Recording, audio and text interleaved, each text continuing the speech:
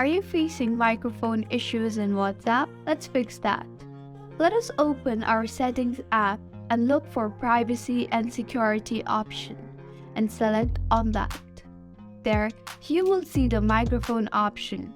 Click on that and search for WhatsApp and see if it's on or not. If not, turn it on.